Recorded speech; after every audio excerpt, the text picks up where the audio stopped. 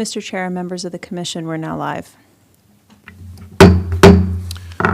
Good evening and welcome to the January 10, 2024 meeting of the Montgomery County Historic Preservation Commission. My name is Bob Sutton. I'm the chair, and I would like for commissioners and staff to introduce themselves, starting on my left. Michael Galway. Commissioner Bellman. Karen Burdett. Julie Pelletier. Jeffrey Haynes. Cristina Arado. Mark Dominiani. Dan Bruckert, Historic Preservation Staff. Rebecca Ballo, Historic Preservation Staff. Chris Berger, Historic Preservation Staff. Thank you. We will now listen to historic area work permits. Have they been duly advertised? Yes, Chair Sutton, they were advertised in the December 27th edition of the Washington Times. Thank you. If anyone is here to testify on any of the cases that we have, and you have not done so already, if you could inform staff that you would like to speak one way or another on one of these cases, let them know, like now. We would appreciate it. The first thing we will do, though, is we will hear cases that we believe can be expedited, and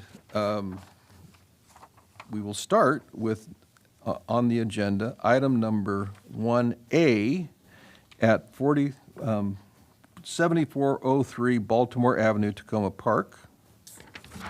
Case number 1B at 28 High Street, Brookville. Case number 1D at 10922 Montrose Avenue, Garrett Park. Case number 1E at 7006 Carroll Avenue, Tacoma Park. Case number 1F at 7216 Maple Avenue, Tacoma Park. Case number 1G at 8529 Georgia Avenue, Silver Spring. Case number 1H at 23515 Frederick Road, Springtown Road in Clarksburg. Case number 1I at 8940 Jones Mill Road, Chevy Chase. And case number 1J at 10304 Kensington Parkway, Kensington. Chair Sutton. Yes. This is Rebecca Ballo for the record. I just want to note that case 1H has been deferred to the next available agenda, Okay. and that case 1A2 has been pulled for discussion, but 1A1 may remain on the expedited agenda. I just want to make sure the board pulls those two cases out in your motion, that 1A1 goes forward on the expedited agenda. Thank you. You got that? Yes.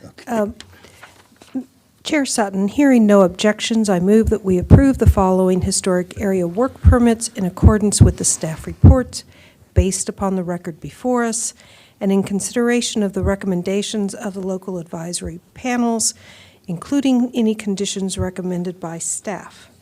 Starting with HOP number 1051101 at 7403 Baltimore Avenue, Tacoma Park. HOP number 1051303 at 28 High Street, Brookville. HOP number 1047944 at 10922 Montrose Avenue, Garrett Park. HOP number 1052543 at 7006 Carroll Avenue, Tacoma Park. HOP number 1053779 at 7216 Maple Avenue, Tacoma Park. HOP number 1053885 at 8529 Georgia Avenue, Silver Spring. HOP number 1053903 at 8940 Jones Mill Road, Chevy Chase. HOP number 1016525, a revision at 10304 Kensington Parkway, Kensington. Is there a second? It's Commissioner Haynes, I'll second. Thank you. All in favor signify by saying aye. Aye. All opposed? Defer, or, I'll think of it here in a minute. Abstain. Thank you. These pass 8-0. We appreciate the work you did to put these cases together. We will now move to our hearings. We are going to hear 1A2 at 7403 Baltimore Avenue, Tacoma Park. Is there a staff presentation? Yes, there is. Good evening. For the record, my name is Chris Berger. This is Historic Area Work Permit 1053854 at 7403 Baltimore Avenue in Tacoma Park. It is a retroactive review of fencing that was installed on the property. The subject property is a contributing resource to the Tacoma Park Historic District and was constructed circa 1933. The applicant received a fence permit from the Department of Permitting Services in 2018, but they did not receive a HOP for the fencing. Staff noticed a lack of HOP when reviewing the plans for HAWP number 1051101 for the HVAC condenser, which you just approved as part of your consent agenda. The relevant guidelines are, or the relevant regulations are the Tacoma Park Design Guidelines, Chapter 24A, and the Secretary of the Interior Standards. The applicant seeks retroactive review for the wood and wire fence in the front yard, and I'll point that out here. It's this segment here, and then a segment that goes along the side of the house. The chain link fence in the rear yard, so there's a segment here, and then along this property line and over here.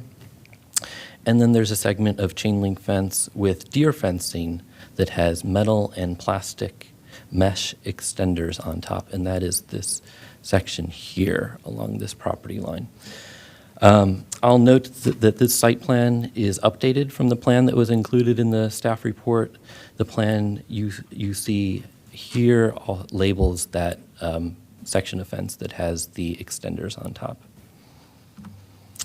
So first, here is the wood and wire fencing. It's 5 feet tall with pressure-treated wood frame and wire infill. On the left, you see the gate, and here's the segment that goes from the chain link fencing to the property next door. And here's another view of that wood and wire fencing with detail of the vinyl caps that are on the posts. So as for staff's findings on the wood and wire fence, staff is supportive. There are other examples of similar fencing in the neighborhood, including up the block at 7438 Baltimore Avenue. The segment of this fencing is at its closest 40 feet from the right-of-way, so it's visible but not very prominent. The wire infill helps toward that discrete appearance. The property also slopes in the side yard where the fence is located, so make it less conspicuous from the street. The fence posts and railings are wood, so that's a compatible material, but as noted, the fence tops are vinyl. So staff would like those replaced with wood to match the, to meet the code section referenced here, section 24A, 8B2. Moving on to the chain link fence in the rear yard, it's 6 feet tall and painted black. In the left photo, I was facing toward the front of the property, so there's parking pads, and this is Baltimore Avenue in the background. The photo on the right is the back corner of the property. So staff's findings on the chain link fence were supportive. This segment of fencing is at its closest 100 feet from the right-of-way, so it's very minimally visible to passersby.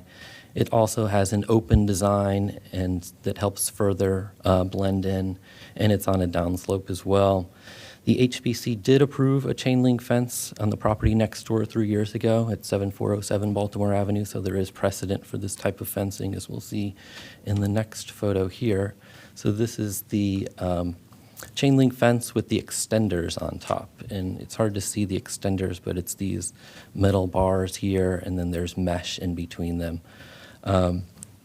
The chain link fence again measures 6 feet tall, and then with the extenders, that's an additional 2 feet 2 inches to make the fence total 8 feet 2 inches tall. And I'll note that this segment of chain link fence over here in this photo, you can see that there's another chain link fence. That's the property I referenced before next door that was approved by the HPC. That's 8 feet tall. So, there is precedent for a taller fence in this location. It's not visible from the street and not seen from the right-of-way, as I mentioned, and staff is supportive of the chain link fence with extenders.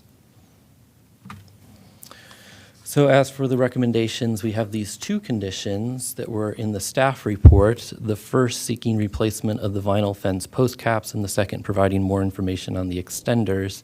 The applicant has provided staff with the information it needs to satisfy the second condition. And as for the first condition about the caps on the posts, they provided a link to these aluminum posts instead of wood to meet the condition. Staff is okay with this aluminum fencing because metal is a compatible material for the other historic features on the property. Are there any questions? Any questions for staff? Commissioner Pelletier? Thank you. You were saying that there's other fence like this wood and wire fence in the neighborhood. Did that go through a HOP and it was approved? I think it's been there so long that it may predate the historic district. Yeah, because it's Google Street View photos, I believe, go back to 2007. It was there and it looked well aged in that photo. Okay. So I think it's an ancient fence that's been there quite a while. So is that a precedent if it wasn't something that we approved, not we, but the commission approved way back when? Should we be using it as a precedent for a contributing resource in the neighborhood? This is Rebecca Ballo for the record. I think it's a very fair question. You know, I think you could come down either way on this. We don't, you know, just because there is a precedent for something or something was put up before the district, if it is fundamentally incompatible, we won't recommend approval of it as compatible just because it happened to be there for several decades. You know, the longevity of a feature does not confer upon it compatibility. But that said, one of the other features of the Tacoma Park District is its eclecticism, both in the architecture and in a lot of the yard features, and the fences themselves often seem to reflect that. There is just a wide variety of fence types. Not that all of those are appropriate either, but staff felt in this instance, and again, it's kind of a close call, that this is an appropriate fence type. Okay, thanks. Any other questions for staff? Commissioner Burdett? So continuing with this train of thought, because it's such an eclectic area for fencing, what would be the preferred or ideal fence type, if there is one, or is there no preferred fence type in this type of situation? I would say that there's a preponderance of just picket fences within the front yard, you know, Gothic pickets and other picket types. You don't see, for example, a lot of the you know, some of the fencing you might see in Greenwich Forest or some of the other districts that are just, you know, one vertical element and then just three horizontal pieces with the wire mesh behind it that have a lot more transparency, though that might be considered appropriate as well. Yeah, I would say the preponderance is just picket fencing, board on board in the rear yards or at corners or along, you know, Carroll Avenue where there's a lot of traffic or, you know, noise conditions or things like that. And then some chain link fencing still around. But again, it's like you said, there's just a wide variety of fencing types across Tacoma Park. Yes, I think that's fair. As opposed to, for example, the Chevy Chase Village Historic District along Connecticut Avenue or other places. In Chevy Chase, a lot of their fences feature stone. Mm-hmm. Not that there aren't, you know, stones or other river rock fences in Tacoma Park, but I might say in Chevy Chase Village, the fences have a more grand air or appearance to them, or they have large gate features, you know, that really match the architecture of that district as a planned residential suburb. As opposed to Tacoma Park, which is more laid back. Exactly. Okay, thank you. Any other questions for staff? If not, I would invite the, I believe, owner, Pamela Kukos, to come forward. I hope I pronounced your name correctly. And if you could turn on your mic there in front of you and start by introducing yourself for the record. You can do a testimony. You will have 7 minutes if you choose to use it, or you can answer questions, whatever you prefer. But either way, you will have 7 minutes. Okay, thank you, Chair Sutton. I'm Pam Kukas. I am one of the homeowners at 7403 Baltimore Avenue in Tacoma Park. I'm really mostly here to answer questions. I had also made a request for the modification of using metal fence toppers to replace the vinyl instead of wood. And I wanted to just note that that's because we cannot locate pressure-treated pine.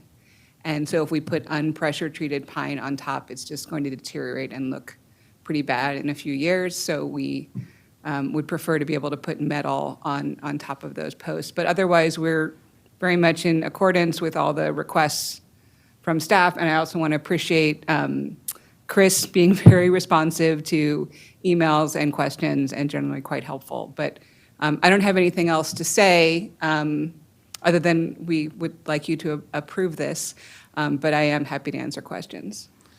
Are there any questions from Ms. Kukos? If not, I would welcome either discussion or a motion. Or both. Mr. Chair, I move that the Historic Preservation Commission approve HOP number 105-1101 at 7403 Baltimore Avenue, Tacoma Park, based on the two conditions stated in the report. Oh, my apologies. It's HOP number 105-3854, again at 7403 Baltimore Avenue, Tacoma Park. And based on the conditions stated in the staff report that satisfy Chapter 24A, 8B, 1, 2, and D, as well as the Secretary of Standards 2, 9, and 10. Is there a second?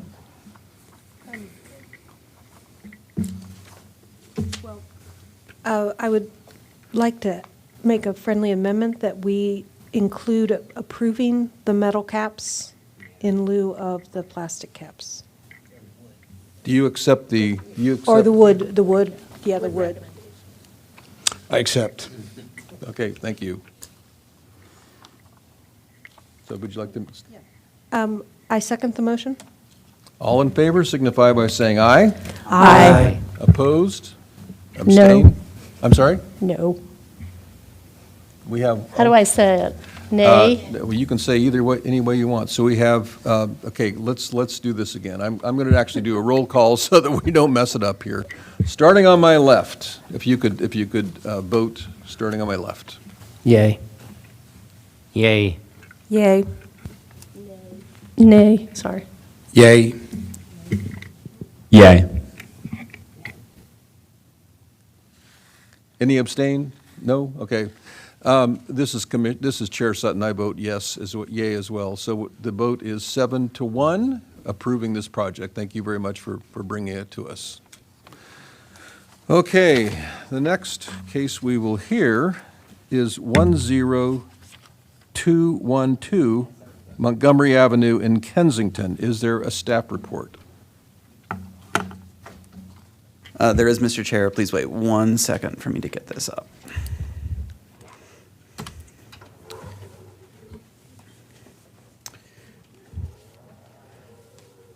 So this evening's staff report for 10212 Montgomery Avenue is actually a revision to a previously approved HOP, and that HOP number was 1032588. Again, this is Warner Manor or Warner Mansion or Circle Manor. It sort of goes by a number of different terms. Again, the house was constructed circa 1890 with a circa 1910 carriage house. It's a primary one resource to the Kensington Historic District. Again, this is in for a comprehensive rehabilitation, a partial demolition, a building addition, and site work. The site work is actually going to be something that we see at a later date. And again, the purpose of this rehab is to convert the building from its abandoned use to a multifamily development. So again, the standards of review are Chapter 24A8, the Kensington Master Plan Amendment, the Vision of Kensington, and the Secretary of the Interior Standards for Rehabilitation. So in March 2023, the HPC held a preliminary consultation to discuss the concept, size, scale, massing of the proposed addition and other required site modifications. The HPC was encouraged by the work and recommended modifications and alterations. And the owner presented on June 14th for a hop that the HPC approved with 8 conditions. And the applicant now proposes to make some revisions to those amendments and identify 30 work items in the submitted amendment. So again, just to refamiliarize yourself with the property, this is the north elevation. This is sort of the northeast corner. This is the east elevation. This is sort of the south and the part of the west elevation. This is looking up from the circle.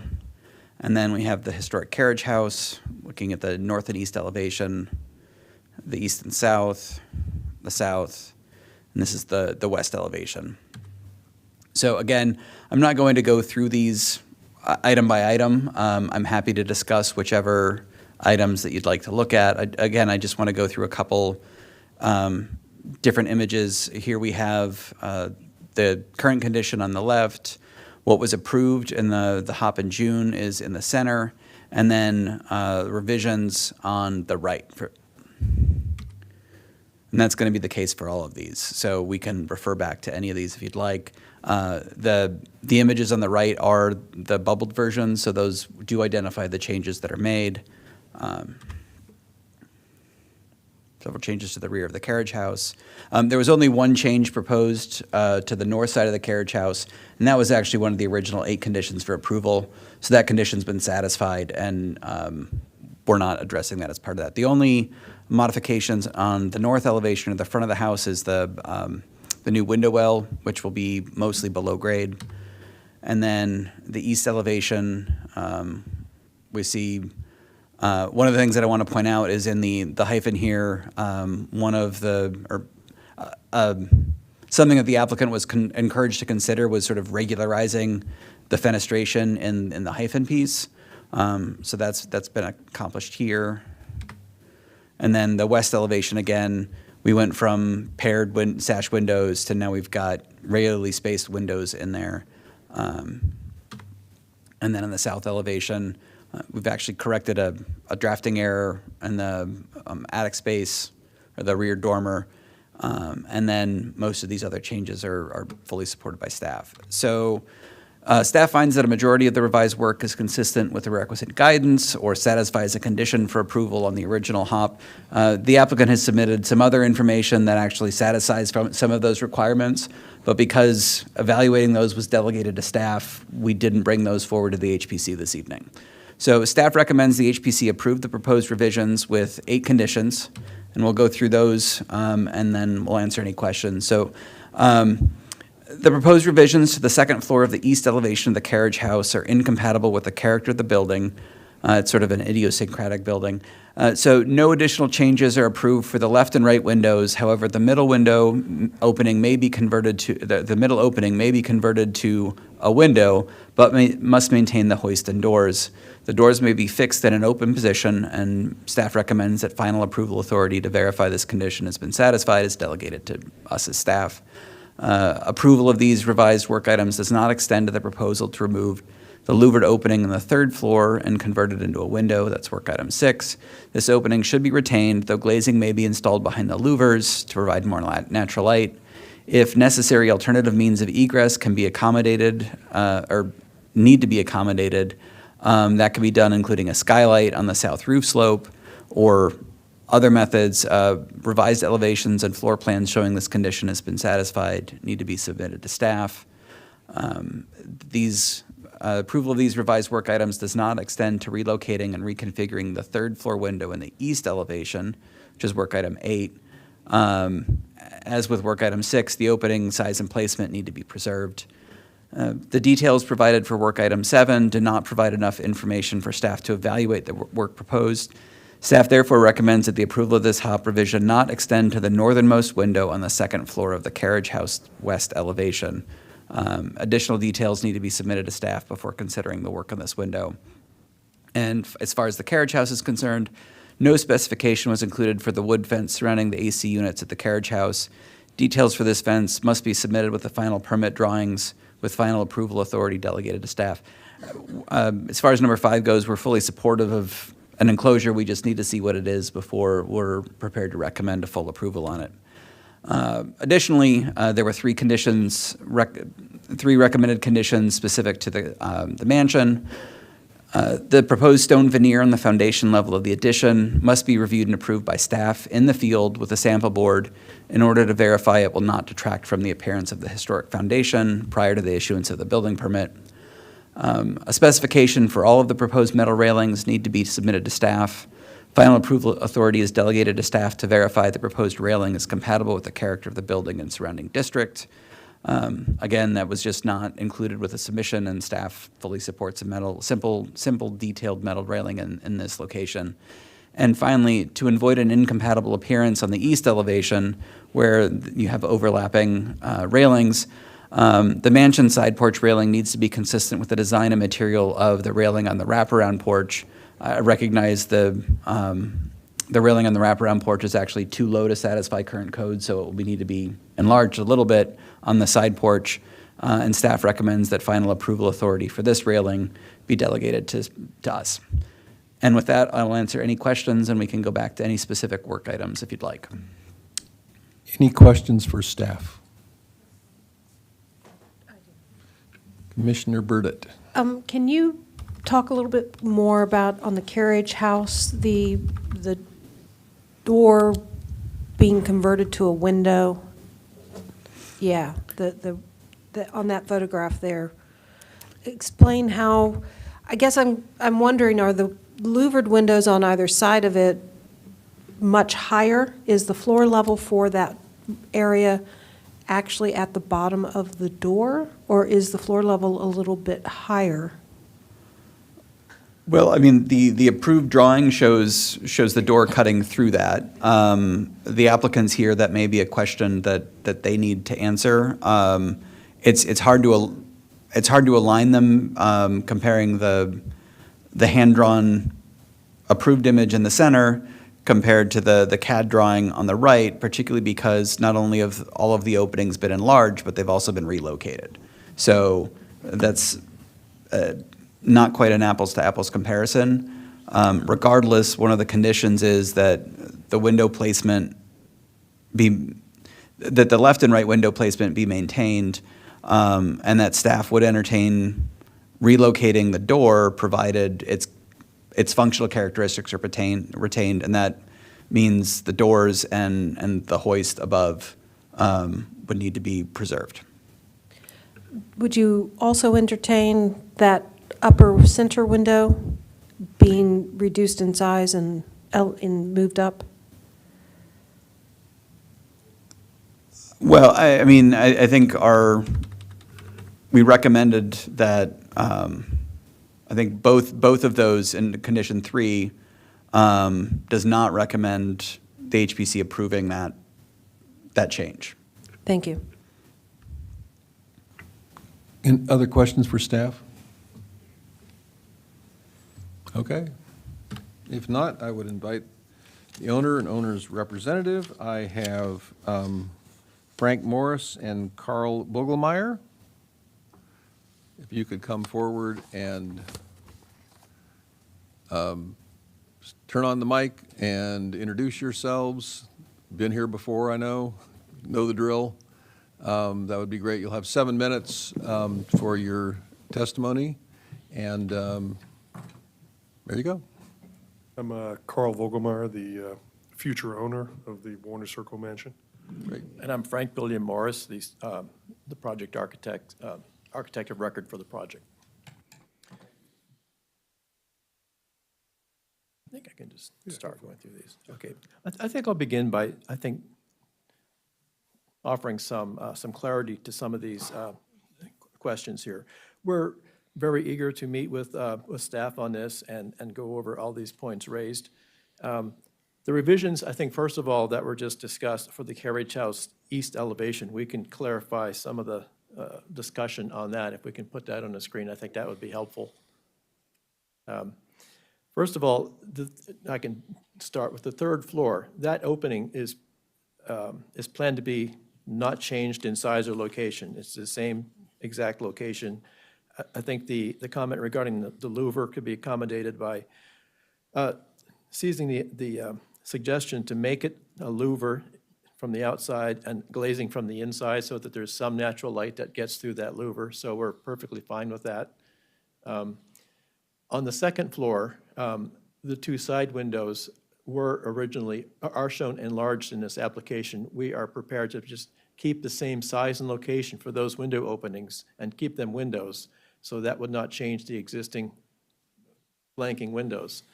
For the center door, we would like to move it closer to the center to allow the two wood doors to be fully open and fixed, as suggested in the staff report.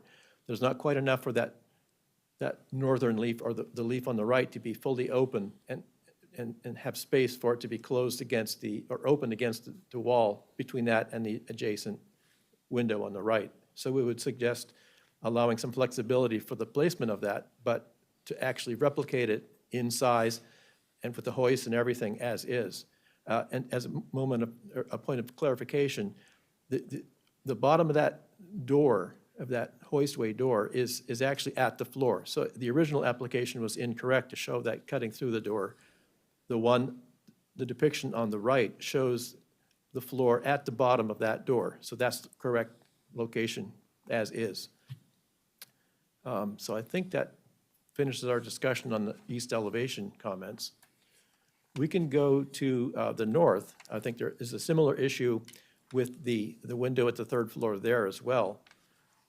And while we're waiting to see that, it has a louver as well that we would retain, that we suggest retaining that louver to maintain the function of the original building as a barn structure, because it had to be ventilated at the haymow level.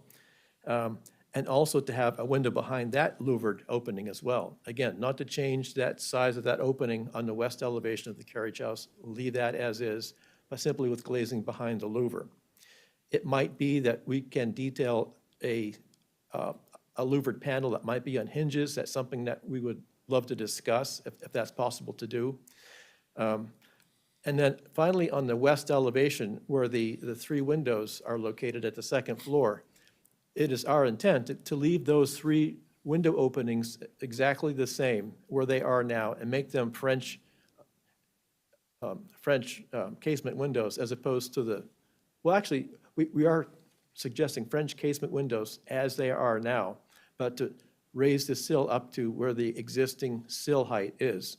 So that would be remaining unchanged, simply revising those with just three new windows in those existing openings. So, and we can, sorry for any misunderstanding on that from our part.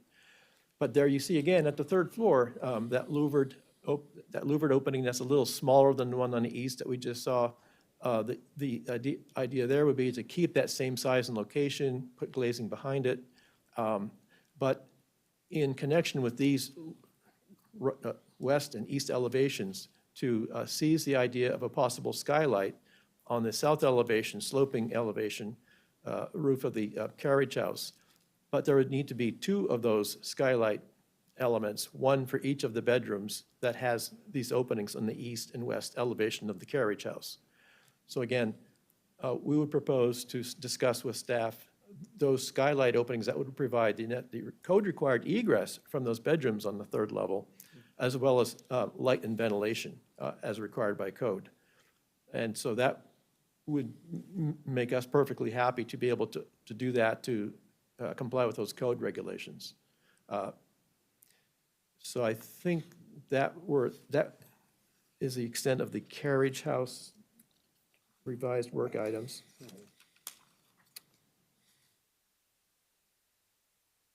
And the wood fence, that's a simple wood fence that we would love to discuss with staff for the approval for that, to shield the AC condenser units. Well, one of the notes is that we're trying to not have any of the compressor units visible when you're standing at grade level, so.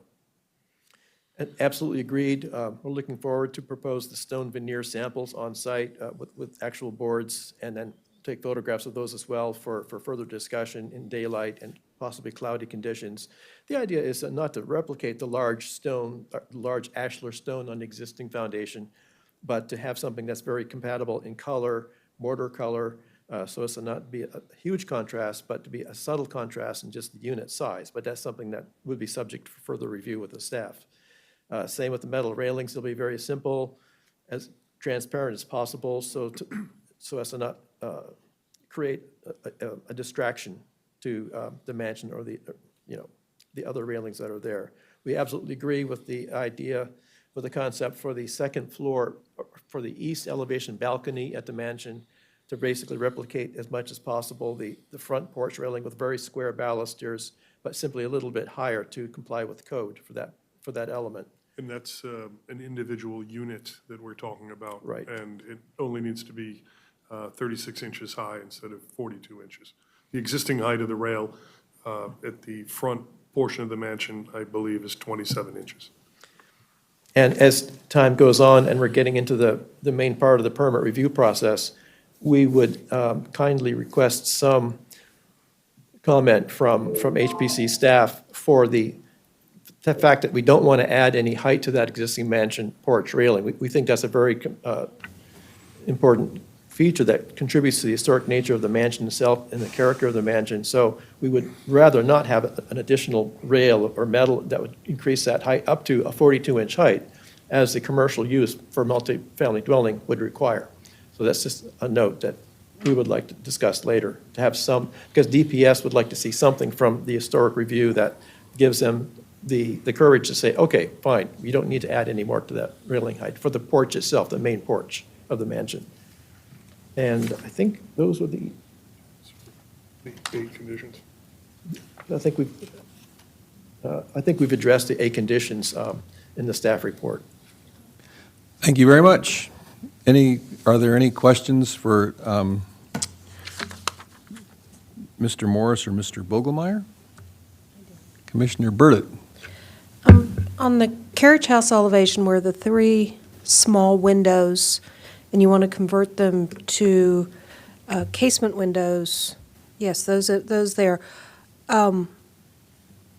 They're currently windows. Are they functional windows? Are they casement existing, or are they like awning existing? I can answer that. Those 3 openings are French casements with no central mullion. And so that the proposal is to replace those in kind with French casements, same size, same type, same Muntin configuration. Okay, and then the louvered opening above, you said you're going to keep the same size and location? Yes. Okay, thank you. Any other questions? Commissioner Pelletier. Thanks. You were talking about the skylights. I was trying to follow along. You're talking about the skylights as egress? Are they dormers, or are there skylights that like open up and you jump out on the roof, essentially? Exactly. Oh, okay. Yeah, Okay. and they would be necessary for code and egressable requirements. I didn't, okay. If they're compliant, that's great. I've just never seen that before. Commissioner Doman? Yeah, it's Commissioner Doman. I guess either I didn't see the floor plan for the carriage house. On the north elevation, there looks like there used to be a garage there, like three bay garage. Is that what it was? Yes. But you're doing away with all of that. Is that correct? Those are just fake doors, and there's going to be a room behind there. There is a room behind there. It's an exercise room as it happens. The 3 doors could be operable, but could all be operable, but just one active leaf on the left-hand side. So at times, they could be opened up, all 3 pairs, for events like, a concert or something like that. But the intent is just to have one active leaf at regular hours. And the idea is to mimic garage doors, right? Yes. Old-time garage Yes. doors, right? Yes. That's okay. Thank you. And Commissioner Doman, I just note for the record that there are no changes proposed for that weren't already approved in June. So the reason there isn't a north elevation of the carriage house included in this is because the only change was the louver, which actually satisfied a condition. So that's why we didn't. Any other questions? Oh, Commissioner Dominiani. Hi there, yeah, returning to the west elevation again, the three windows we discussed that are going to maintain the same size and location. It just appears to me in the drawing here that, in fact, they'll be a bit larger, the windows. The sill will be a bit lower in total size and height. The windows will be larger. I just wanted to clarify that on the drawing versus what I heard you say. Just Right. The drawing shall be revised to reflect what I said just now verbally. And so I think the point is that we just don't really want to change anything on that elevation. So that'll be revised to reflect the comments. Thank you, I just wanted to clarify. Commissioner Burdett. I Well, actu- first of all, is anybody else before Commissioner Burdett? Okay, Commissioner Burdett. I just have a question, I guess, for staff before we move forward. But if we approve all of this, it will be on your responsibility to assure that the promises being made to us are going to be represented in revised drawings? Yes, the final permit drawings haven't been reviewed and submitted yet because they're still waiting on how the HPC will rule on this. So there are a couple of different ways that you can treat this. One is to take the information that the applicant and the architect have presented as an amendment to the application, which may make it a little more difficult to work through a motion. However, their descriptions also have satisfied a number of the enumerated conditions. And the way those conditions were worded in such a way is it delegates to staff final approval authority to verify that those conditions have been satisfied. So if you were to approve it with the conditions, which the applicants have agreed to adhere to, those conditions would just be reflected in the final permit submission. And of the comments that have been made clarifying some of this, if any of since the comments will go on the record, if there's any slight variation between what we are wanting in our comments versus what is being clarified, will you keep an eye on that as well? Yes, absolutely. Okay. Then we just need to approve this with the conditions. I want to remind you that the applicant requested potentially that the HPC could opine on the record the positive attributes of preserving a non-compliant railing on the north elevation of the mansion house. Commissioner Pelletier. Thanks. What's the drop there at the porch? It's less than 36 inches. It's less than 36. And Just slightly less, and the height of the railing is 27? 27 inches. Okay.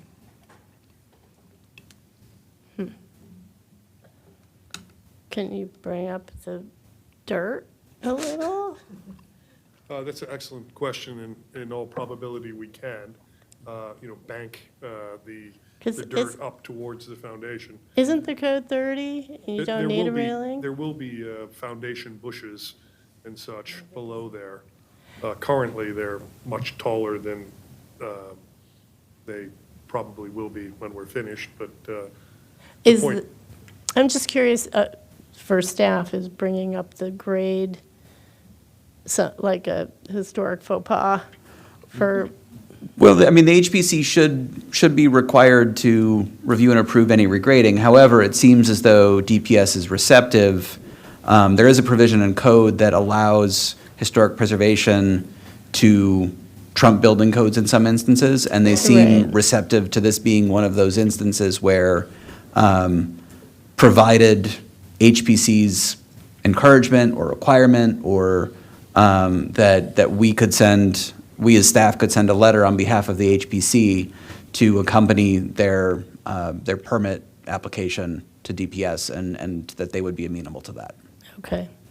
I had one other question about the window muntins? Muntins.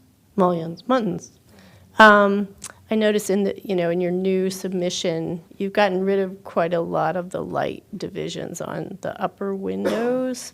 Is that something that that staff needs to rule on? Do we have a say in that? Just based on what was approved versus what's been resubmitted, some of the light divisions went away on the main house. One note is on some of these elevations, there are 9 different types of windows that we have inherited. And we believe that the windows will, in all probability, be 2 lights over Two one over light one. to give it a consistent look. Is that true mainly, Bill? I would say yes, and in fact, the suggestion came from staff for the prior hearing, and in that commentary with staff and our team, it was suggested that even 1/1 could be okay because of the many different types. We're okay with doing anything. but- Okay. So that was where that came from. Okay, I was just curious if it was a discussion at all. One other note is that the windows on the mansion are full wood windows. We're salvaging and rehabilitating all of the windows in the historic lobby as well. And, to kind of make sure that these windows don't rot quickly and so forth, we're using a specialized wood that prevents rot, which, we're encouraged to install. Okay, thanks. Any other questions? Thank you very much. Thank you. Thank you. With that, is there any discussion on this project, or are we ready for a motion?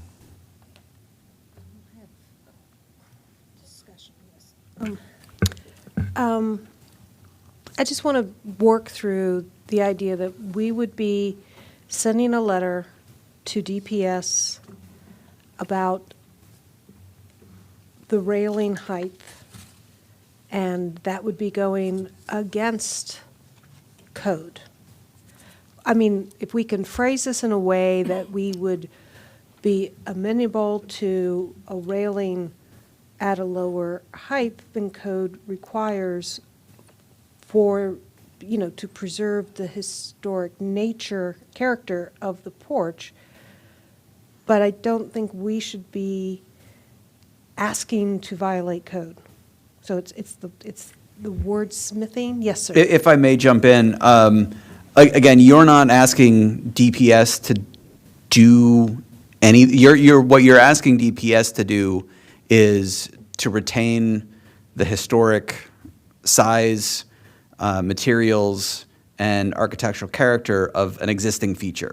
So you're not asking them to deviate from anything. You're wearing your HPC hat, not your architect hat, and you're saying this is an important historical feature that we think needs to be preserved, and DPS will evaluate how that comports with code, given the opt-out provision, that sort of an escape hatch that exists when everybody feels that it's the right thing to do. So we would just approve this hop with the conditions from you all, from staff, excuse me. I'm thinking this through, okay. We would approve this hop with the conditions as presented by staff, with the commentary in today's hearing from the commissioners and from the applicant, and just get all of that out of the way. And then as far as the railing goes, we will ask staff to draft a letter to DPS. If that's how you decide to go, yes. That would be an appropriate procedure to do that, should the majority of the HBC agree to that. Okay. Is there anybody opposed to that? No, May I make the motion? I would suggest, yes, you may ask a question, absolutely. I think I missed this. Is the railing replaced? Is there any of the original railing there? Is it getting restored? Or are you just putting in a new replica of what's falling apart? The existing railing will remain. It will be repaired as required, but it's intended to be preserved. Oh, okay.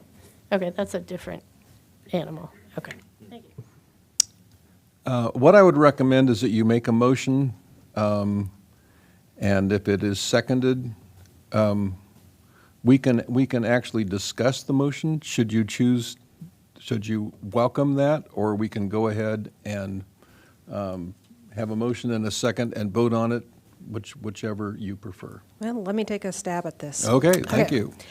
I move that the Historic Preservation Commission, in accordance with the standards set forth in Section 24A of the Montgomery County Code, approve HOP number 1032588 at 10212 Montgomery Avenue, Kensington, or located in the Historic District of Kensington Park. I hereby adopt the rationale stated in the staff report with their conditions, including the discussion with the commissioners and the applicant, and additionally, the condition that the staff prepare a letter to DPS regarding the existing railing to be preserved, that the HPC would ask the DPS to preserve the historic railing feature and retain its size and character. Thank you. Is there a second? This is Commissioner Haynes? Commissioner Haynes, seconds. Is there any discussion before we take a vote? Commissioner Galway? Yes, this is Commissioner Galway. The only thing that I would like some clarification on is the staff discussion item number 9, where we talked about leaving the barn doors in their open position, and the owner mentioned that that would not be possible given the distance between those existing doors and that window. I would be more in favor of adding a footnote here that it would. I'm not interested in seeing it centered as it was shown in the sketch, but rather moved slightly, remaining off center, if you will, so that it could be opened. In other words, that opening may have to shift a little bit, and I think I could see that happening, but just enough in order to clear the existing window open and allow those doors to remain permanently open. So are you making a recommendation that we modify the motion with that? If we approve the motion as it states in number 9, it's not clear. What we're recommending in our item number 9, the staff item 9, technically can't occur because there's not enough room for those doors to remain open. So maybe that's a detail that we can work out. Yeah, well, Would the commission, I'm sorry, this is well, Rebecca. I just was going to ask, would you be willing to state that the applicant would work with staff for a solution for those doors? Absolutely, yes. Okay. Now, would you accept an amendment to your motion on number 9 that we leave the what would you call those, barn doors? The doors with the hoist, that we leave that solution to staff? I would accept. Would the second, would you accept that as well? I accept. Okay, thank you. Now, did you have something to add? Okay. Now, with that, all in favor signify by saying aye. Aye. Any opposed? Any abstain? Thank you very much, and thank you. We are really, I'm very, very excited about this project. I think it's wonderful. So thank you so much. Great. Thank you. The next item on the agenda is item number 2A, which is a preliminary consultation at 10221 Menlo Avenue in Silver Spring, which is part of the Capitol View Park Historic District. Is there a staff report? Yes, there is, Mr. Chair. So the property at 10221 Menlo Avenue is identified in the Capitol View Park Historic District Amendment as being associated with the 1870 to 1916 period. The HPC approved a house demolition on June 12, 2019, after it was condemned by the Department of Housing and Community Affairs. I have some photos for you. So this proposal should be reviewed under Chapter 24A, the Secretary of the Interior Standards for Rehabilitation, and the approved and adopted master plan amendment for Capitol View Park. So the lot is at the northern edge of the historic district. Immediately to the south is a 2006 infill house that was approved by the HPC in 2005. To the north is the Capitol View Homewood Local Park. And then the properties to the east and the west are outside of the historic district. So this is the northeasternmost edge of the historic district. This was 4 years before the HPC approved the demolition. So the house that was there had fallen into significant disrepair. It was falling in on itself before the HPC approved its demolition. But you can see it was a side gable vernacular house, setback, and the applicant proposes to construct a single-family house on the lot. Unfortunately, the photos don't do justice to quite how steeply the lot slopes away from Menlo Avenue, but I think we have some other ones that might help. So again, to the right is at least half of the house that was constructed in 2006. So this is looking from the entrance, the photo in the upper left is looking from the entrance to the park down to the subject property with the infill house immediately to the south. The lot had staked out the house location. And then just to give you some renderings of the house that were provided by the applicant, the construction was described as sort of 3 parts or 3 phases. There's the carriage house at the front, there is the main house which slopes to the rear, and then there is the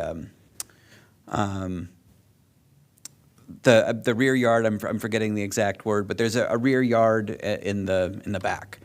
You can see from the aerial, the carriage house is here. There are 2 pieces that connect to the main house, which sort of slopes along with the slope away from the road. And then there's the enclosed yard at the rear. There is a creek that runs here. That creek runs into the lot at the end of the block at 10201 Menlo, which we saw for infill construction several times several years ago. Again, and this is just an aerial of the lot.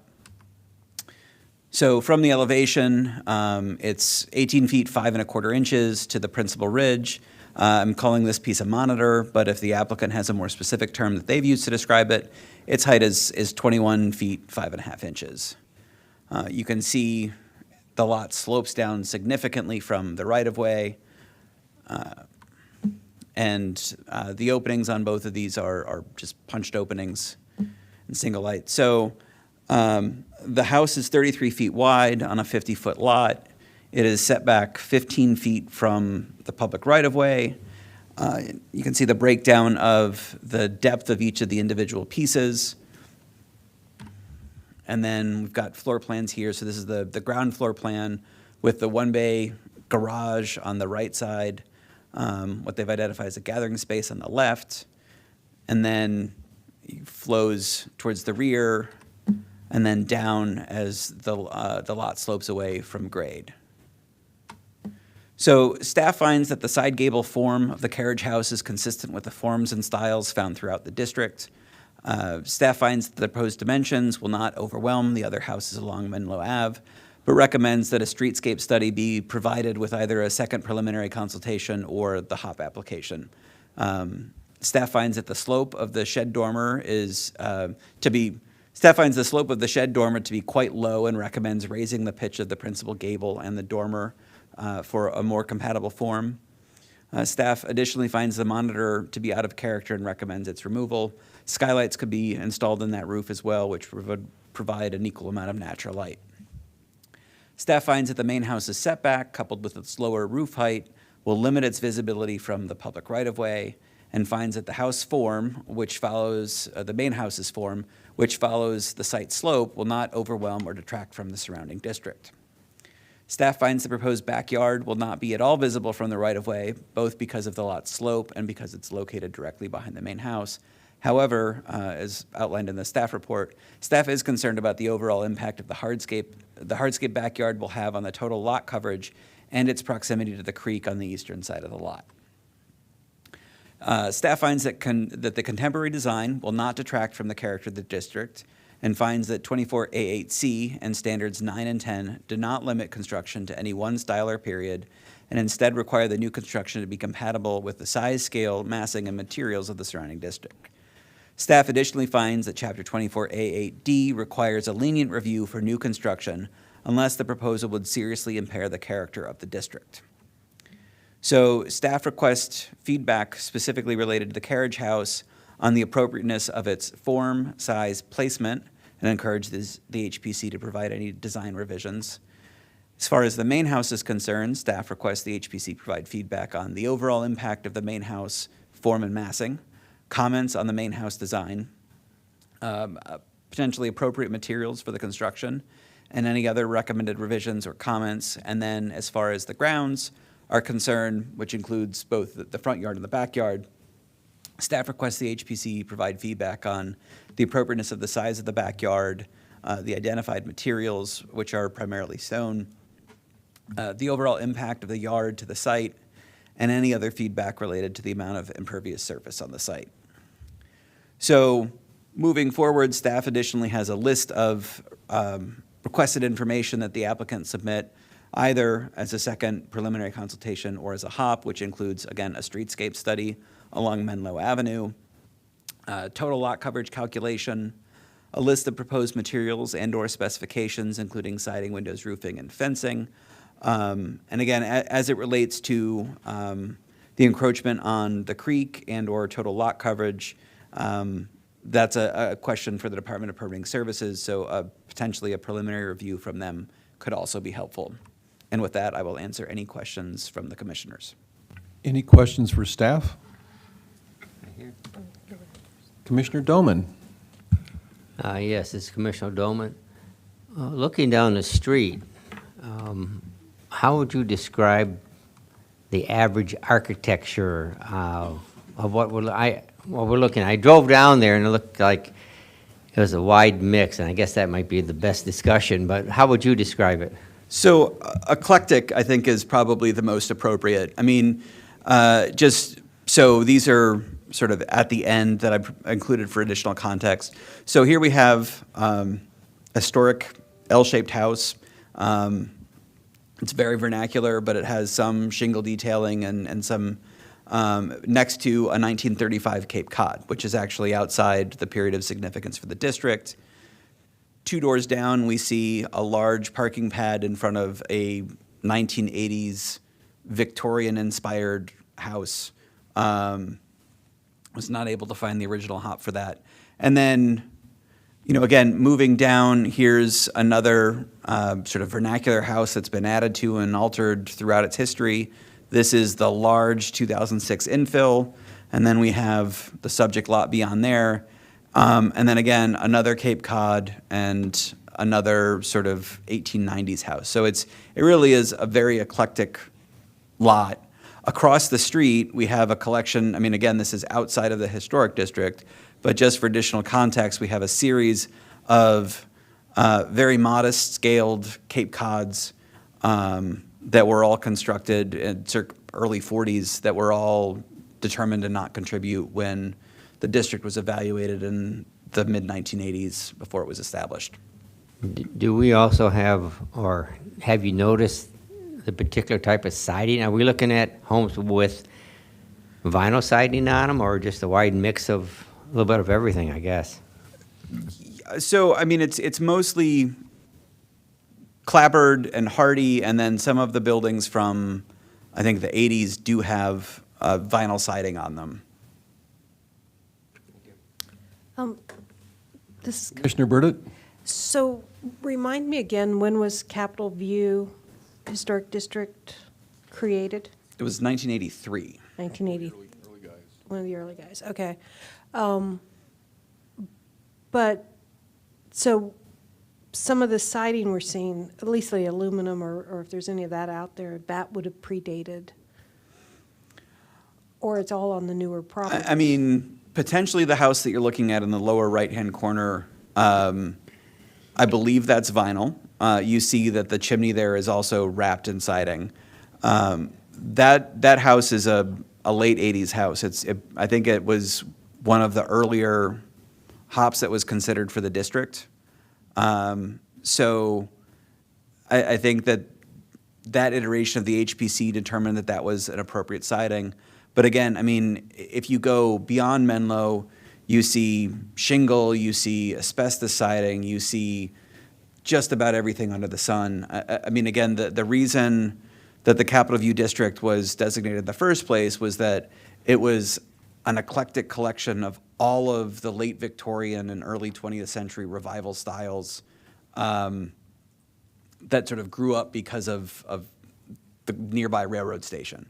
So, you know, they're very much, the district is not tied to one specific style or time. They actually look at about 4 or 5 decades for its development and sort of, you know, we've got one of those, we've got 3 of those, we've got 2 of those all along the way. So it really is, you know, I used the word eclectic before, and I think that's really the key word for the district. In regards to a carriage house feature, because are there any existing properties in the Capital View Historic District that would have a carriage house anywhere on the property, much less at the front of the property? And I'm kind of excluding the modern infill houses with their big garages right up front. So off of Capital View Ave, there is at least one of the grander 1890s houses that do have what I would consider a carriage house on the property. Excuse me. I think in this, I only use the word carriage house because that's how it's referred to in the application. It does have a vehicular opening here, but primarily I see this as sort of a side gable form. I look at the form more than the utility of the space, and only use the vocabulary of the application. So, you know, when I was considering the compatibility of this, I looked primarily at the form and the elements of it. Again, owning to sort of that lenient review as required in 24A8D. Thank you. Any other questions for staff? If not, I would invite the owner's representative to come forward. The name I have here is Noah Gear. And if you could introduce yourself, and I see that there's someone else with you. If you both introduce yourselves, that would be, for the record, that would be great. And you'll have 7 minutes to do a presentation. And Mr. Chair, just before they begin, if there are any images you'd like me to refer to as you speak, please let me know. I'm happy to pull them up. My name is Noah Gear. And my name is Kenneth Gear. I'm the owner. So good evening and hello to everyone. I just wanted to introduce myself. I'm the son of Ken Gear, who's the property owner, and I am the architectural designer on this project. I'm a recent graduate from Cornell University in 2021, where I received my architecture degree and have spent the last 3 years working as an architectural designer. Before all that, I'm a local kid. I went to Bullis and Landon School in the area, so this has been my home. I just want to add some more personal context to design. First, being able to design this house for my father is a very exciting project, and you know, it's my goal to create a space that he feels comfortable in, that honors his daily routines, and a space that he feels safe and happy in. In addition, the historical context adds an extra importance to us. This plot of land was where Webster Sewell lived. He was the only black doctor in Montgomery County during the 1950s and 1960s. And we want to honor that history and celebrate his legacy, considering what it meant for him to live in this area in a time when diversity within neighborhoods was uncommon. We thought about adding a plaque with a brief history of Dr. Sewell to the front of the house. And then just diving into the design, the front structure that is viewed by the neighborhood is inspired by a 1912 carriage house. Like it was mentioned, it's not necessarily a true carriage house because, I took that design and modified it, its form, its materials, and layout to better fit the aesthetic of the neighborhood. Lastly, I think I just want to touch on our commitment to sustainability in this design. Using high-grade insulation, incorporating solar panels, we want to have this house be as close to net zero as possible. I guess one more thing I'll touch on is, the intense slope of the site requires for consideration of water drainage. On the right side of the house, we've incorporated a drainage system next to the exterior stairs. And on the left side, we intend to incorporate a rain garden, which would be a collection of specific plants that help with drainage. And I guess the idea is that, we would collect all this water and have it flow into the stream, which is at the bottom of the site. That's all, and I'm happy to answer questions if, Dad, you have anything else to add? No, that was good. Okay. Thank you. Thank you very much. Are there questions for Mr. Gear? Correct, Mr. Gear? Yes. Gear and Gear? Yes. Thank you. Commissioner Doman? Oh, before that, I'd just like to make a little comment. This is one of the services that I don't know if our commission is unique. It might be, in that we offer our suggestions for what we think will make a very good project and something that we can approve. Now, you're not required to take all the suggestions we make. They are suggestions, but generally it's not a bad idea to listen to what we have. We have some very, very capable people on this commission that I think can be very, very helpful. And with that, I will now have Commissioner Doman ask his question. Thank you. This is Commissioner Doman. I assume you walked down the street and looked at all the houses that are out there. Yes. And I think size-wise, maybe the topic was the massing of it. I think you're not too tall and not too wide. I know you have a very narrow lot to work with. I did drive by it, take a look at the property. And it's really a challenge. I believe you must drop, 20 feet or something like that from the road down to the stream in the back. It's quite a challenge you have. My one question would be, and this is a little bit off of historic design criteria, but you've taken a lot into consideration about the insulation, the solar collectors you said. How about aging in place? You have a lot of stairs in this, and I'm a little bit off on the tangent here because it's an architectural issue, but you have a lot of elevation, and aging in place is also a criteria you may want to consider in your design, how you can handle that. Thank you. Yes, absolutely. My dad has had 2 knee replacements, and he's getting older, so that's definitely something we're considering. We've discussed something like a chairlift on the side where all the exterior stairs run. And in the plans, there's the potential to modify the first floor where the living space is to potentially have a pull-out couch or transform that dining space into a bedroom so that if necessary, he would have to go down flights of stairs to get to his main living space. We've also talked of the stairs, putting a lift. I actually have a 90-year-old father who's still alive, and I hope to have him come and see this. And we put a lift that would go all the way down to the bottom floor. And just in planning, it's a good space for that.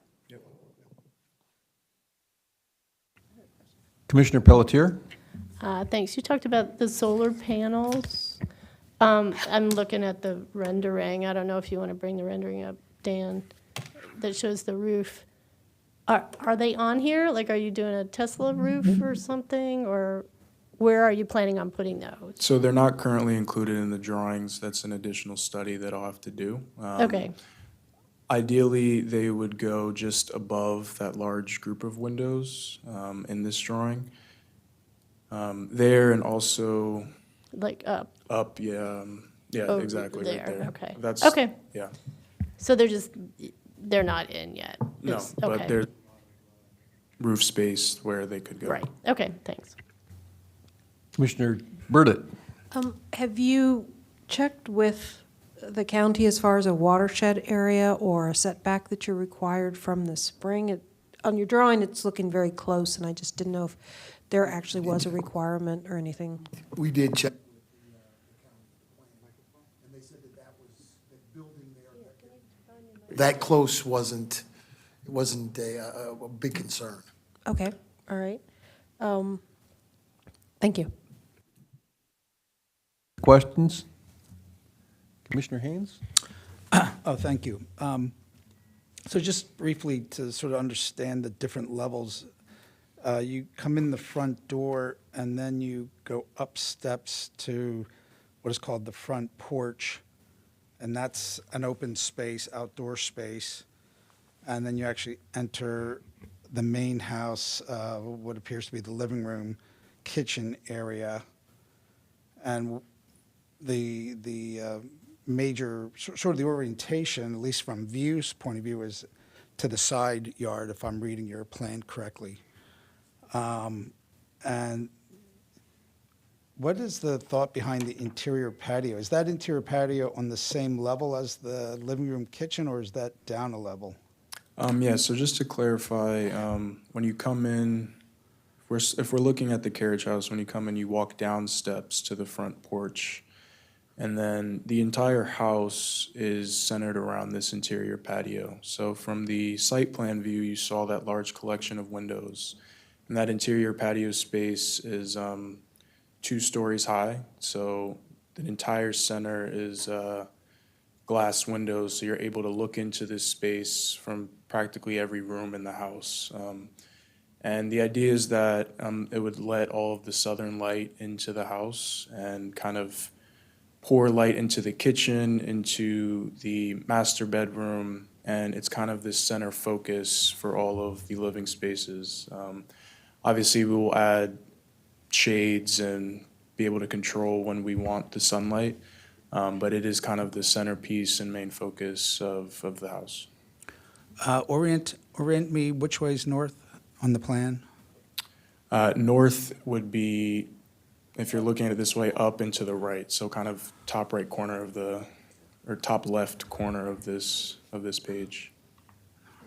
Southern is towards the bottom of the plan. Gotcha. Other questions? Well, hang on. There's another question from Mr. Haynes. Sorry, just let me get back to your floor plans for a moment. And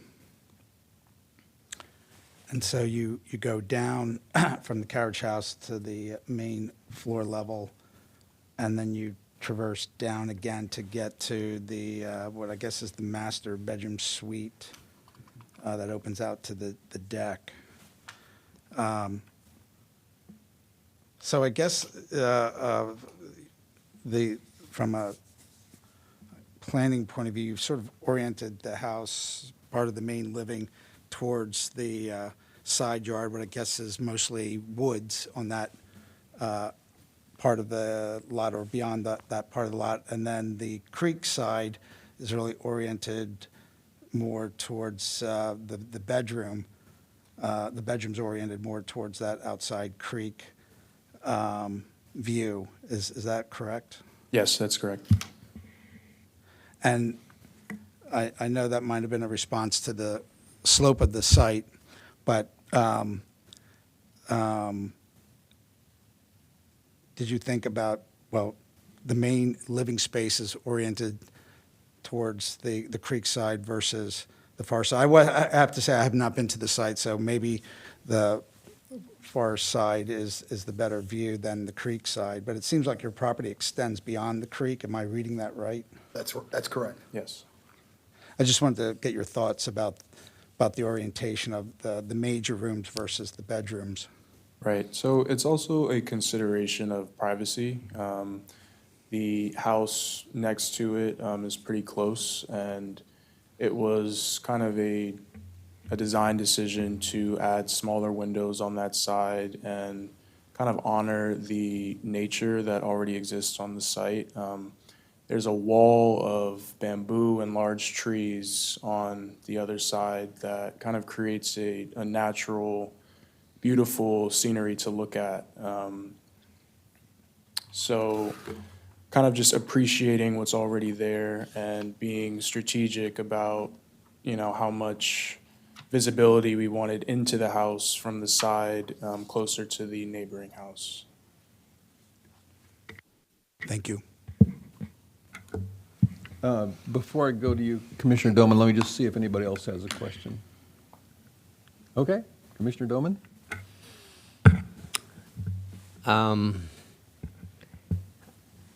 Looking down the street, the houses are considerably kind of like nondescript, I'd have to say. Your house would be very distinct. Okay, so, I mean, and I'm not here to comment on what I prefer architectural style is, but your house would be significantly different from any other house on the block. You realize that, of course, you've been down there. Do you feel comfortable with this? Because you're going to be looking at a lot of houses that are smaller, maybe older looking, not as modern as your house is. You're going to be very unusual, very distinct house. And that's, I think size-wise and working with the lot, you've tackled that. But you have, it's going to stand out. And obviously you are comfortable with this. Is that correct? Yes, I think what's important to note here is that what will be visible from the street will really just be the carriage house. Because of the slope, the main house is pretty much hidden behind it. And, you will be seeing a relatively modest structure in comparison to the main house. The carriage house, I believe, fits well with the other houses in the neighborhood. It has the similar clapboard siding. And while the color is maybe a bit more modern, the style, I think, fits well with the other houses next to it.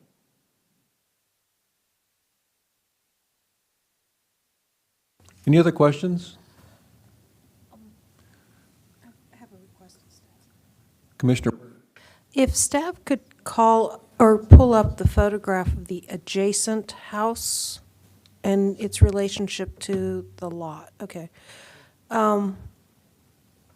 So where you have your front carriage house, is that kind of in line with the front of the adjacent house? Or is it actually in front of, closer to the street? I can't quite tell. It's pretty much in line with that house. Okay, all right, thank you. Yep. Okay. If there are no more questions, we will start our discussion. Would anyone like to kick off the discussion? Commissioner? Well, welcome. And as Chair Sutton said, these are suggestions, but there are, I lost count of how many architects are up here. There's a mechanical engineer up here. There's historians up here. Take it as you will, but it's usually fairly good advice because we're all very experienced, a lot of years under our belts. So if we see something, it's probably going to be because we've had the displeasure of dealing with a problem before and want to prevent you from having to deal with a problem. I find this all very interesting because when I opened it up and looked at it, earlier this week, it was a really different house. I mean, it's the kind of house you don't see in this area except in certain neighborhoods that have more contemporary housing. Certainly usually not in a historic district. But the more I keep looking at it, and I was wondering about the whole carriage house view, perspective of this, to me it felt very much more like a Georgetown arrangement where you do have a carriage house that usually is now off of an alley, but it's a residence, they've converted it. And that's what I went into this thinking about. But the more I look at this, your front elevation, I'm seeing a comparison to those little houses down the street, those little tiny, Cape Cods, in scale and in the simplicity of the elevation. I'm not real crazy about the dormer on the top of the front facade, simply because it's very large and there is no slope to it, so it's looking more like an industrial window than it is a dormer. And I kind of wonder if there's some way to play with that a little bit. I'll either raise the ridge of it, get rid of the little thing on top. It's looking very postmodern, but just raising the pitch of your dormer so it reads as a dormer, or break it so it looks like two separate dormers, like what's down the street. Just thoughts. And then the other thing I was thinking about was comparing this like to the McMansions across the street with their big old garage and big old garage door, and you've made this very small garage door, but a carriage house would have had 2 carriage entrances. And I just wonder if there's a way to play with the window on the other side. Looking at the plan, it almost looks like that could possibly be a future garage if you need it. But if you play with that window proportion a little bit to make it look like a closed-in carriage door entrance. You're not showing any gutters or downspouts yet, and I'm sure that's just because of where you are right now. After this rain this week and the one that's coming in Friday, you need them, trust me. I am kind of curious about your inner courtyard. We don't get a lot of snow here, but we do get it. And when we get it, we usually get a lot of it. And it just occurred when the first thing I thought of, gosh, wouldn't that be a lot of fun to get one of our 2-foot snows, and you've got to shovel that out through your sunroom. So think about that. And maybe what you want isn't so much as opening, normal swing doors, but maybe sliding panel doors that slide completely to one side. Because when it snows, you've got to get that out someplace where when it melts, it's not melting back into your house. So think of that, about that. And I'm not really too concerned about what you do towards the back, other than make sure that when you start cutting down all the trees you're going to need to take down for this, you don't realize you're in full view of your backyard neighbors, because they are there. So just make sure. And the other thing, speaking of aging in place, there are so many cool elevators and stair lifts out there right now. I've already looked at them. Yeah, Affordable, fun too. stuff, Yeah. So definitely there is a lot of fun stuff out there. You might want to consider softening. I'd be interested to see your drawings as they go further on, to see softening of the front. And that's probably with landscaping. And I'm just not sure yet how that's all going to work. But I think for this front elevation, just a few tweaks and just be mindful of the realities of weather in this region is such a nuisance. I could have some fun with this. Good luck. Anyone else? Commissioner Galway.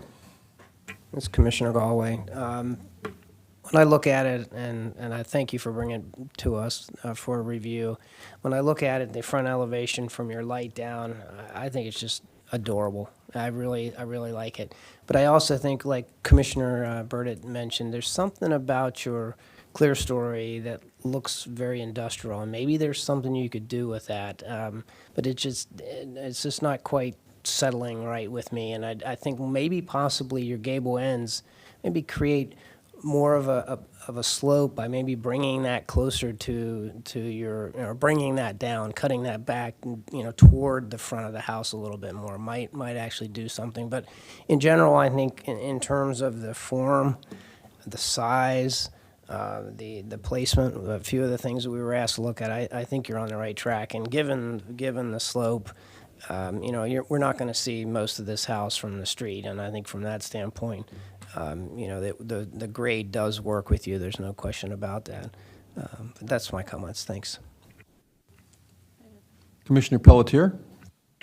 Thank you. The more I stare at this, the more it grows on me. I think when I first saw it, and then I drove down the street, I thought it didn't really fit in, but I think it kind of does. And I would like to see you get rid of that thing on the top. I don't really think it's doing anything. You've got this great dormer up there that's going to get a lot of light, and I was going to call you Karen. What's your last name? Commissioner Burdett. I think she's right in that it's kind of weirdly postmodern with the arch. It doesn't. The rest of the elevation is really tight and it's really, I like the proportions are nice and everything. And then you sort of plop this thing on the top that I don't think you gain anything from that. I mean, you might bring some more light into the space up above, but you got so much light in that space. I just don't think you need that or any of the little arch details that you've got, like on the side windows. I just don't think they're working for you because you get a very geometric elevation. It's very rectilinear. You've got all the horizontal siding. I think it's really nicely dealt with, and all the arch things are really throwing me off. So I would encourage you. You can do what you want. I would encourage you to just get rid of those because I don't think you need them. I think they're added design that doesn't really go with the rest of it. I like the internal courtyard as a concept, but I agree you're going to have weather issues. So just slope it so it drains and maybe consider putting some heat in that slab so that you don't get snow in there. But I think you may have issue. I don't know if you've checked with Montgomery County about the pervious cover or impervious cover, but you may have too much. So that may be an issue when you go for permitting. I think the way it steps down the hill and everything, I think everything you're trying to do is cool, and I hope you can make it work. I don't see any mechanical space in your plan, which you're going to need. That's on the bottom floor. Oh, is it? Yes. Did I miss it? Okay. It's underneath the patio. The patio is the second floor. Oh. Then the very bottom, All right. where it says, Drainage and plumbing? yeah. Gotcha, okay. And the only other thing I would like to see when I look at the section, and this is just purely a design suggestion, has nothing to do with historic, is to somehow incorporate all the roofs. Like you've got a side gable, and then you've got this other really wedgy thing going on. But then you have this other wedgy thing kind of down, at the bottom near the creek. If somehow all those could kind of line up, and then they break, where you've got your outdoor spaces. But it would be nice to see the integration of the massing on the side, because I do think when you're coming down the street, that's a view you're going to get. That pink thing next door is not going to totally hide. And I think it's a feature. I think it's something that you're trying. It's like it's a big move, And I think if you maybe pitched up the gable a little and maybe lowered the big wedgy thing so that all those roofs kind of aligned all the way down to the creek. I think that would be really cool. That's just my suggestion, but that's all I have to say. Thank you. Thank Anyone you. else? Commissioner Haynes? I concur with the previous comments. I think your fenestration needs more work, meaning you have industrial-looking windows in the front, but on the other sides, they're just clear glass panes, so sort of pick a direction, because I think that's what part of the disjointedness of the carriage house with the main house. I think getting rid of the monitor is a good suggestion. It's really not doing you anything. You got plenty of windows. You got on both sides of that upper level. It's certainly not going to help. You're going to get a lot of solar heat gain through that monitor, so I think that's just not necessary. I think the scale of the front elevation, street-facing elevation, is kind of stuck between a Cape Cod and something more modern. Maybe the slope of the side-facing gable needs to be steeper, or that soffit line needs to come down a little bit. That might help with your dormer pitch. I don't know where your floor line is precisely of that second floor, but I think if that soffit line came down, that could bring your dormer line down, get some pitch on that roof, would be better scaled to the streetscape. I don't know where you're putting your elevators, but you better plan for that because you're going to be going up and down all the time. I think you got a lot of hard. Oh, I also agree with the arch or the semicircular windows. They just don't make any sense architecturally in this design. It's way too contemporary for any arch windows with muttons. Some of the proportion of your windows on the side elevation, I know you're trying to minimize the views facing the adjacent neighbors, but again, they seem unproportioned to some of the other areas of the house, so I'd ask you to take a look at that. I do think you have an awful lot of hardscape.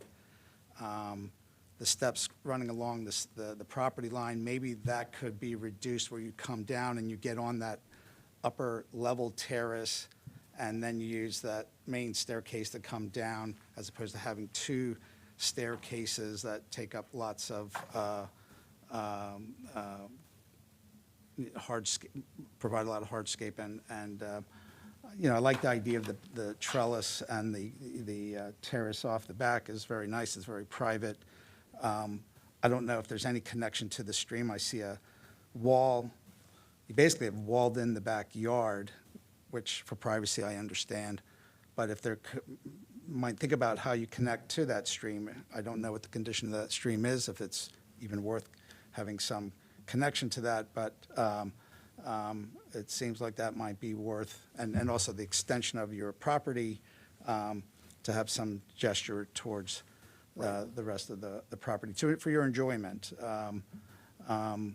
I too agree with the massing. It feels a little bit disjointed from the carriage house to the main house, as has been previously stated, and I think maybe look at that again, maybe a little bit. But overall, you have a sloping site.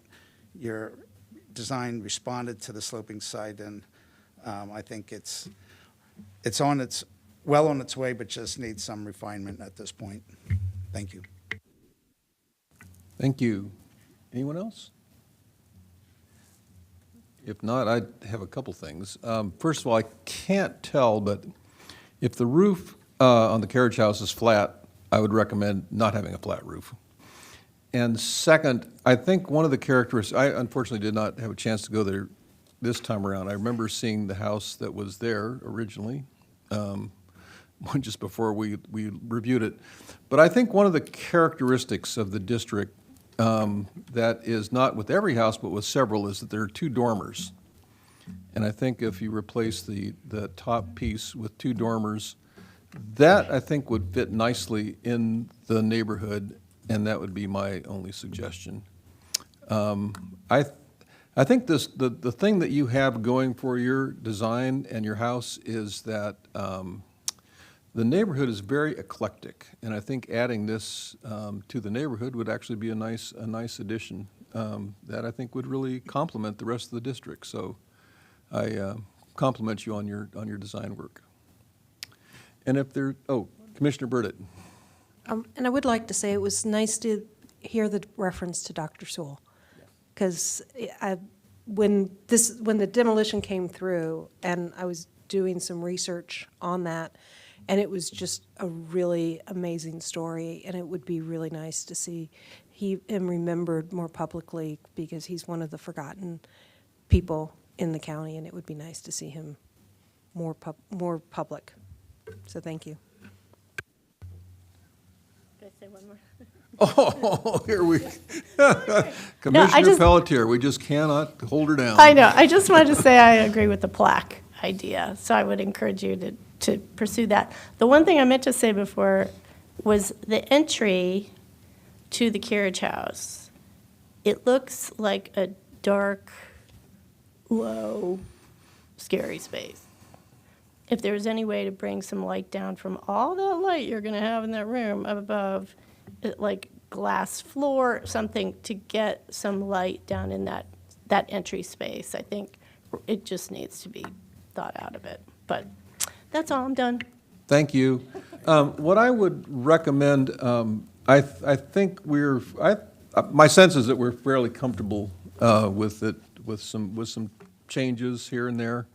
I personally think it's probably, with some changes, ready for a hop, but I will leave it to staff.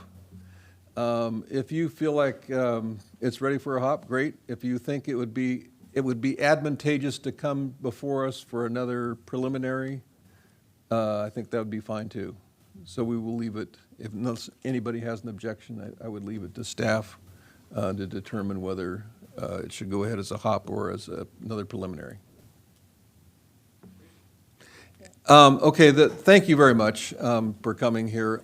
All of our conversations are recorded, so you can have everything that we've said will be available. Terrific. And of course, staff will be available to you as well. So thank you so much. We look forward to seeing this. Great. Thank you so much. Good luck.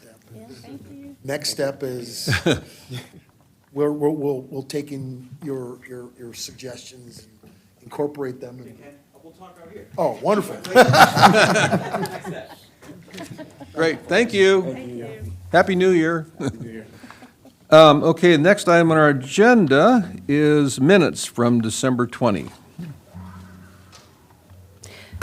This is Commissioner Burdett. I have read the minutes, and I make a motion that we approve the minutes of Wednesday, December 20th, 2023. And this is Chair Sutton. I read them as well, and I second your motion. I'd like to make a suggestion change to the minutes, if I may. Absolutely. Would you like to withdraw your motion? I will withdraw my motion, Okay, yes. all right. On the subcommittee on alternate materials, flooring, there's a statement in there that says, master plan sites, real wood, even treated wood, like Akoya is okay for in-kind replacement, period. I'd just like to drop the last part of that sentence and just say, master plan sites, real wood, even treated wood, period, and drop the reference to a specific wood type out of the minutes. Would you accept him making a motion? Commissioner Doman, that is an accurate representation of the discussion at the subcommittee. Now, I understand tonight, the subcommittee members, had further discussion about amending it, but that is an accurate representation of what was discussed at that time. It's not a decision, it's just a discussion. It's just capturing what you all said. Yeah.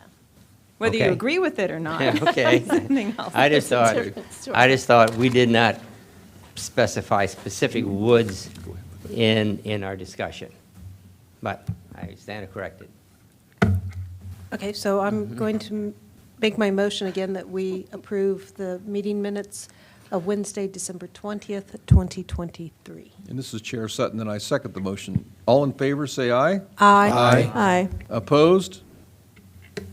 Abstain? Thank you. Next item on our agenda are commission items. Does anyone have a commission item? And staff items, I believe there are two, and one of them will be by Brian Crane, our archaeologist, who I believe is on the line, correct? Yes, he is. Brian, Hi, can you Brian. introduce yourself for the record? Happy New Year. Happy New Year. Good evening. For the record, my name is Brian Crane. I'm staff archaeologist for the Historic Preservation Program. Can we share out the staff screen? I have the PowerPoint up here. And I'll make sure Brian can see it. Oh, Brian, do you want to share out from home? Yeah, I can share out from Okay. home. Okay, never mind. It's all right. All right, Brian will share out his screen. We'll make sure that's working. Okay. We can see it. Great. Okay. Good evening. As I said, I am Brian Crane, staff archaeologist for the Historic Preservation Office. I'm reporting to you the results of the archaeological investigations carried out as a condition of HOP for Hayes Manor. Hayes Manor was built in about 1767 for Anglican minister Alexander Williamson, and was listed on the Montgomery County Master Plan for Historic Preservation because it is considered one of the best preserved examples of 18th century Georgian architecture in Maryland. The owner, Howard Hughes Medical Institute, proposed to renovate the house as a home for the Institute's president, which required a HOP. The work proposed involved alterations to the building as well as to the surrounding landscape. This slide lists the proposed work surrounding the building that had a potential to disturb unrecorded archaeological features and artifacts potentially significant for the site. And that was the cause for wanting to add an archaeological condition to the HOP. In order to identify whether significant features or artifacts were present within the proposed limits of disturbance, approval of the HOP was conditioned on completion of an archaeological investigation. Staff recommended that the applicant adopt a phased study approach, including a combination of shovel test pit excavations and geophysical investigations across the whole limits of disturbance. The STPs were designed to find concentrations of artifacts, while the geophysical investigations were designed to find buried concentrations of metal, as well as pavements or foundations. This slide shows the result of that initial phase of investigations. Those initial investigations found 4 areas that warranted further archaeological testing. The second phase consisted of hand-excavated units located in areas of interest designed to expose subsurface features and collect a larger sample of artifacts. Features are remnants of past buildings, such as walls or foundations, or areas of discrete activity, such as a trash pit or post hole. Geophysical survey north of the house identified potential outbuilding foundations near where historical research suggested a possible circa 1817 ice house. Geophysical survey identified possible layers of brick and stone pavers adjacent to the entrance porch on the south facade, and a possible undocumented outbuilding in the vicinity of the circular drive, an associated stormwater management area. Lastly, the work identified a concentration of cut nails in the vicinity of proposed stormwater management work along the northern portion of the south drive that could have been associated with an outbuilding that lacked a substantial foundation. Testing in the north yard near a former ice house found a concrete cinder block feature. Ceramics consistent with the 18th and 19th centuries were also found, but in much later disturbed contexts. Excavation next to the front steps also did not find any evidence of earlier foundations or features associated with house steps or a porch. Excavations in the center of the south yard, where geophysical anomalies suggested a possible structure, found no features and a shallow, light scatter of artifacts spanning the occupation of the site. Finds appeared to be more consistent with a workyard setting rather than a dwelling or other outbuilding. None of these finds were considered significant to the site as a whole, and no further archaeological work was recommended. By contrast, excavation in the southwest yard uncovered a portion of a brick pier foundation and a collection of domestic artifacts, nails, window glass, ceramics, buttons, food remains, and bottle glass, for example. The architectural artifacts, nails, and window glass were consistent with an early 19th century construction date, while the remainder of the artifacts appeared to span a broader range from the late 18th to late 19th centuries. The breadth of items, including food scraps, vessels for food preparation and consumption, as well as clothing, showed that this building was most likely a dwelling. It is likely that the structure found in the southwest. Oh, well, let me back up 1 second. I'm not sure if you can see. Do you see my mouse moving around? No. Well, feature 3 is a brick pier foundation, and how that relates to a structure you'll see in the next slide. It is likely that the structure found in the southwest yard area was a small single-story building with a few windows which sat on brick piers, like the one shown here from Georgetown, Delaware. The one found at Hayes Manor was likely smaller and of simpler construction than this one. The Williamson and Dunlop families enslaved between 14 and 37 people from the 1760s until emancipation. Based on its size, date, and location, this building was most likely a dwelling for an overseer or some of the enslaved people employed in work in or around the mansion house. Building on, and this is the example is at the William Still Interpretive Center in Georgetown, Delaware. A building potentially used as an enslaved person's dwelling is clearly significant for the understanding and interpretation of this important historic site. Thus, staff recommended either redesigning the stormwater management feature to avoid impacting it, or data recovery excavations in this area prior to construction. HHMI chose to preserve the dwelling site, and stormwater management features originally planned for the vicinity of the dwelling structure shown at left were redesigned to avoid significant archaeological features. At right is the revised design as approved by the HPC last October. The consultant prepared a detailed final report in compliance with the HOT conditions and filed a revised archaeological site report with the Maryland Historical Trust. The report includes background, history, a description of all the methods used, and detailed results. It recommends that the archaeological site component of Hayes Manor be considered eligible for the National Register of Historic Places under criteria A and D, both for its association with the colonial and early national settlement of Montgomery County, and for the information potential associated with the dwelling site found. The site form includes references to the report and provides archaeologists with a detailed summary of the findings, and will be available to support future research in the region. And that's my quick summary, and I'm happy to go over any questions that you may have. I also have a copy of the report that I can share on screen if anybody wants to see that. Any questions for Brian? Thank you so much. This is really a wonderful site. I actually lived not too far from it, and I didn't know it was there until we started looking at it. So this is great. Thank you so much for your presentation. You're welcome. Okay, next, I'll find my notes here somewhere.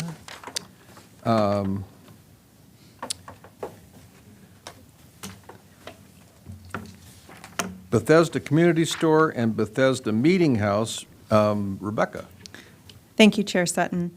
I'd like to just add really briefly also my thanks to Brian Crane and also to Dan for working on this aspect of the Hayes Manor project and working so closely with Howard Hughes and their team.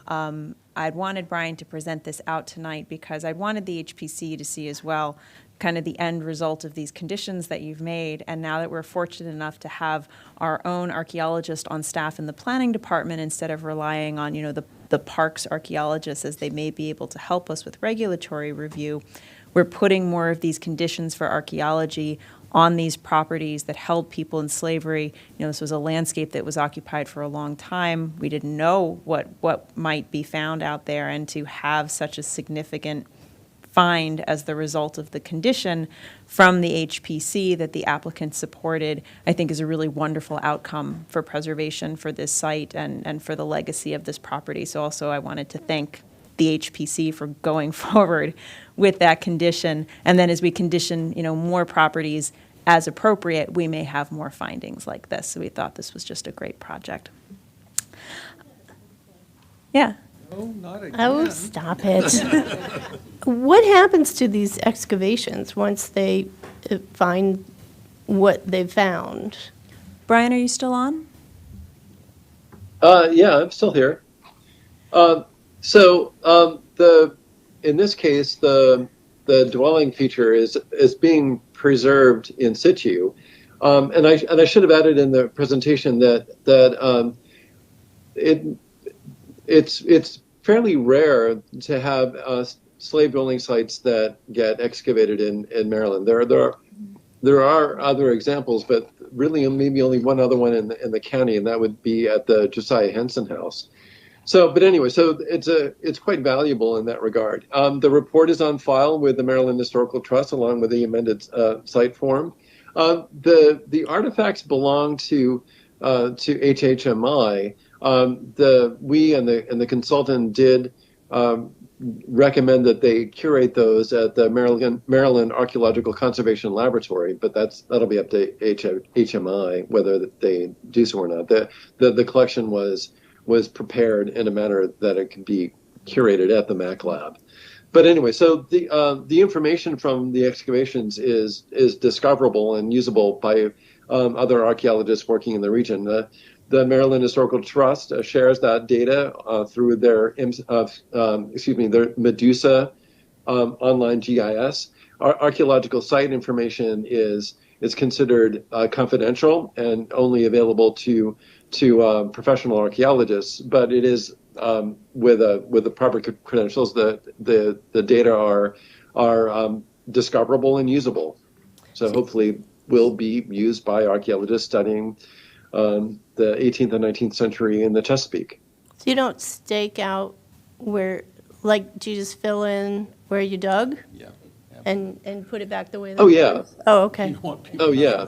Yeah. No, I this know, excavation's over but term. like you don't stake the corners or, sort of give yourself a clue as to where it was, or, I don't know, just Brian, seems. do they we put do down like have- erosion cloth or something and then fill it in, or is it just filled? That's a good question. I don't recall whether they used erosion cloth in this case or not. But we do have detailed maps of everywhere that Graham Pape is the archaeological consultant. We have detailed maps of everywhere they dug, okay. so we can Okay. reestablish the location very easily. Okay, thanks. I won't ask any more questions. No. No, that's fine. Any questions are fine. I'm going to follow up on your question, though, if I may, because this is also incredibly useful for the property owner as well. As Brian said, even though the property dates to us, the period of significance really starts in the 18th century, this is useful for the property owner to know not just that this resource is in that specific location, but it is proven there's the potential for other resources of that era to still be extant.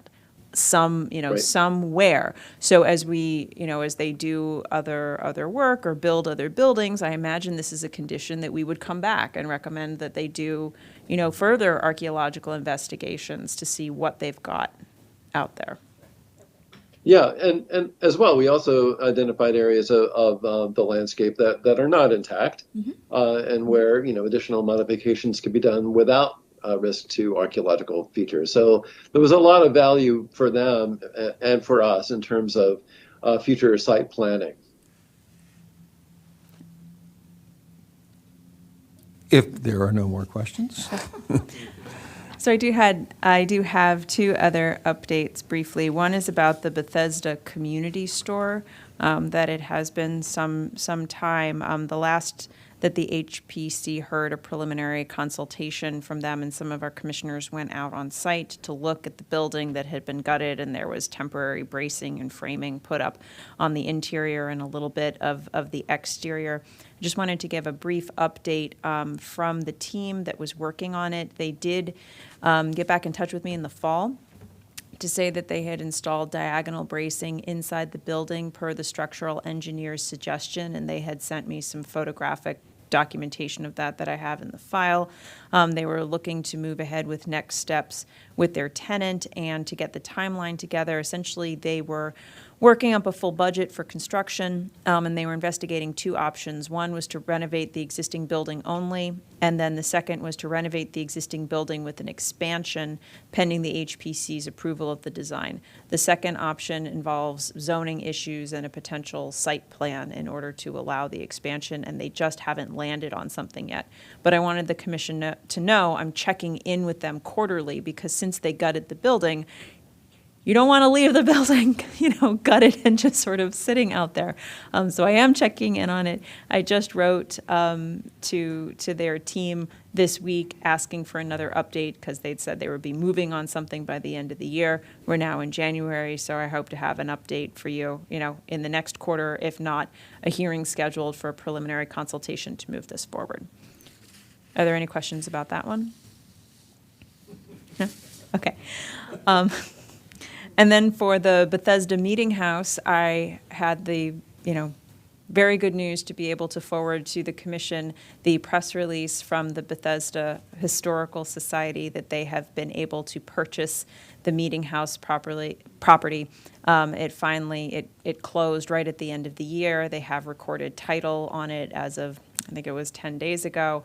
My team has met with them on site consistently, throughout this process, and we just met with them, I think it was within the last 2 weeks. We were out there on site looking at the condition of the rectory, of the meeting house, coming up with a punch list of items for like immediate emergency stabilization of the buildings, looking at the condition of the grounds, and then more long-term within the next 3 to 6 months, what should they be looking for and budgeting for. So it's very exciting. I'm very, very happy to see the property moving into this next phase with this wonderful new steward. So I wanted to give you an update and answer any questions you have about it, but yay, it's great. That is really good news. Yeah, it is. Great. Anything else? If not, meeting is adjourned. And Happy New Year to everybody.